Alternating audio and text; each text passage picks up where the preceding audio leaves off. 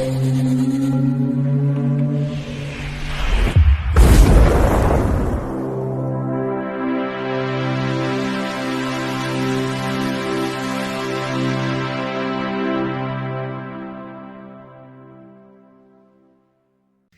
Bike, it's me Ian.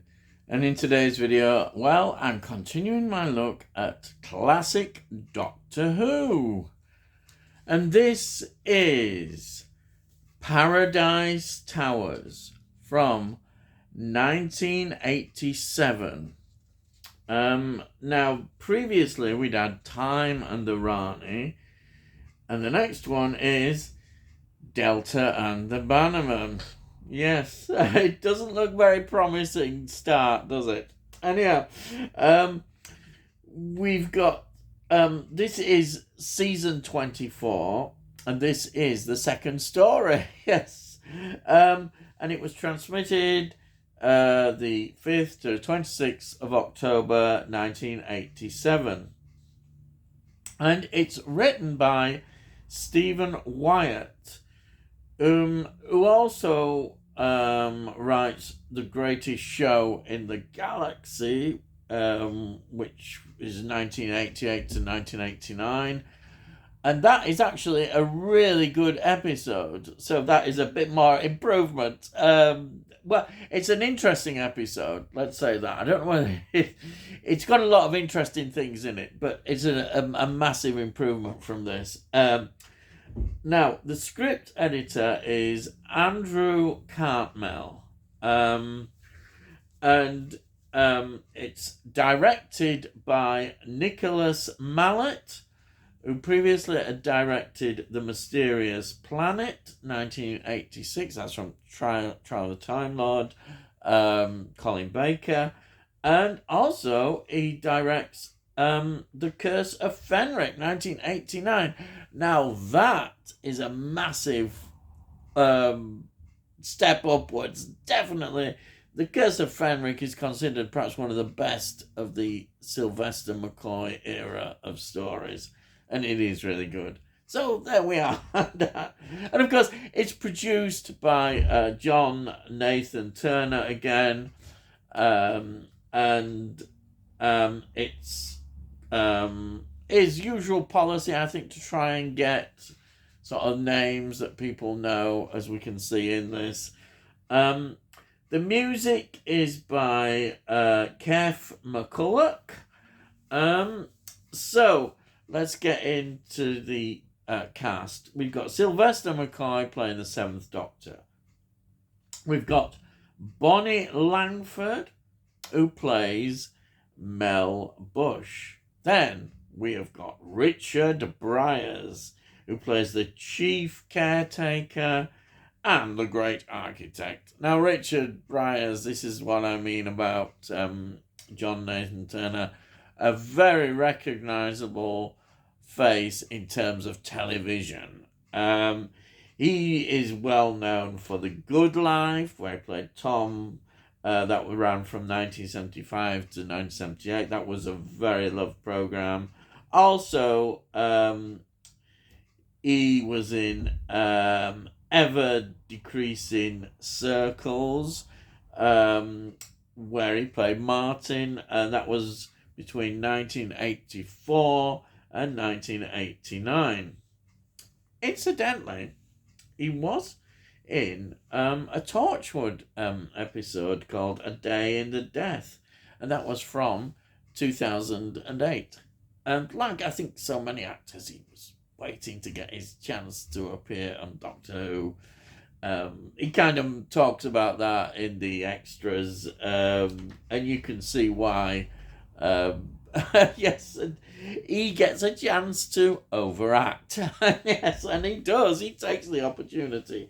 I think he rather enjoyed it. Anyhow, so we've got Clive Merrinson, who plays the department chief caretaker. He's a sort of deputy chief caretaker, whatever.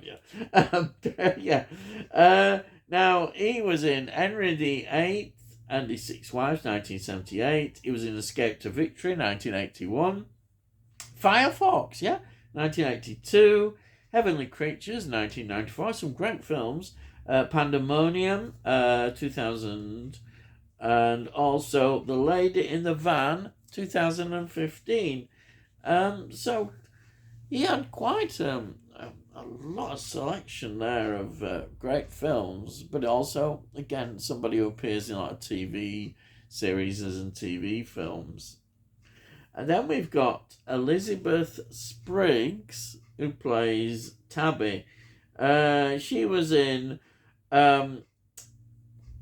Work is a Four-Letter Word, 1968. It's an older film. So, Lady Chatterley's Lover, 1981. Sense and Sensibility, 1995. Harry Potter and the Philosopher's Stone, 2001.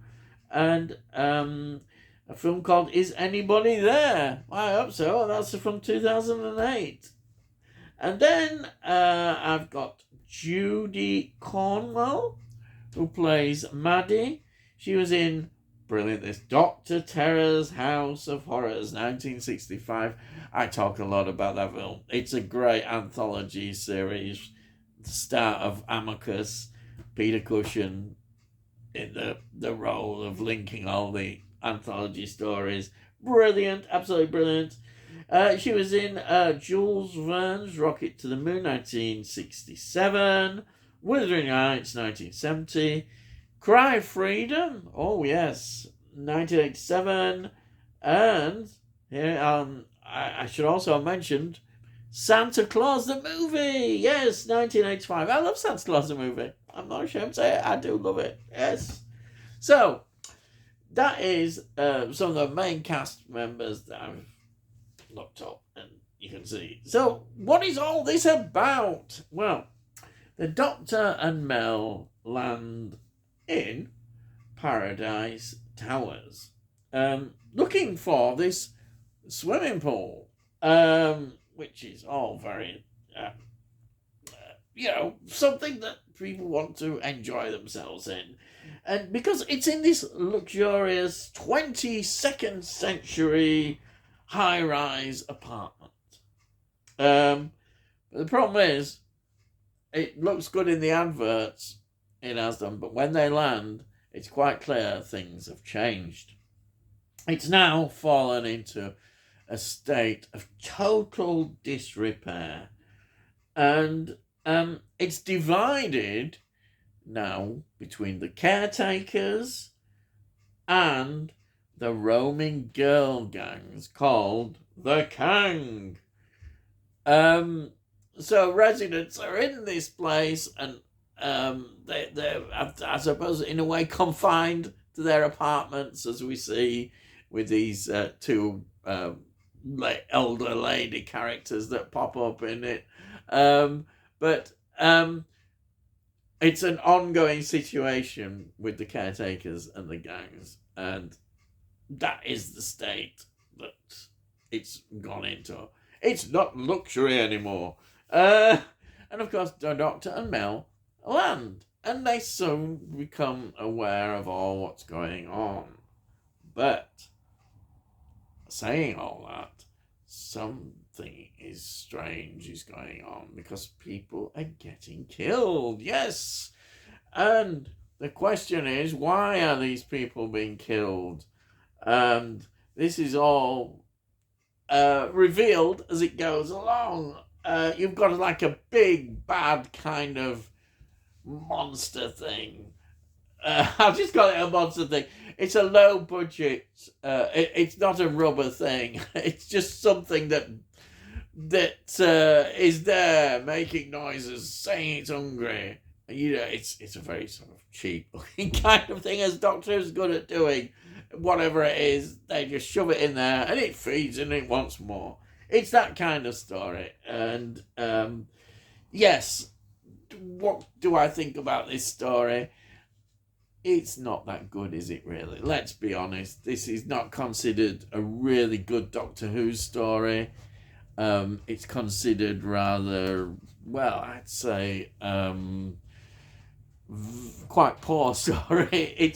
It's not a good indication of how Sylvester McCoy's season is going on. Not at all. It's rather poor, in fact. And it's such a shame, really. But there we are. I have to say that after Time and the Rani, we've got another story which isn't that good. It's lacking so much. It doesn't feel a good story at all. And all the shortcomings of the story are there. To be fair, Sylvester McCoy is still finding his way, it looks like to me. And he's doing the best he can. Mel is still screaming, though maybe not as much in this story, so that's a positive thing. But generally, what can I say? This, it's not very good, is it, really? It's not something that is memorable. It's not one I want to go back to, I don't think, very often. Though I'm glad to watch it now and see it confirms what I've always thought about this story. And that's it, really. So before I go, I'll show you. There's the DVD. It's got all the extras on there. And we've got a nice disc, nice illustration. Got a leaflet here. And we've got the other that gives you brief outlines about the story, which I always like, which I always put in the DVD. And then we've got this, which is the box set. Season 24. Brilliant. Absolutely love these box sets. And it's on here. Yes. So that's good, isn't it? The Blu-ray. Yes, the Blu-ray. And that's it. So, hope you've enjoyed that. If you're new to my channel, please subscribe and we'll let you know when I put out videos. If you've got any comments, please put your comments down and I'll always reply to them. And also, if you like this, please give it a like. It's always good for the channel. And if you've got any comments, I say put your comments down and I'll reply to them. And that's it. So all I've got to say is, I'll see you again.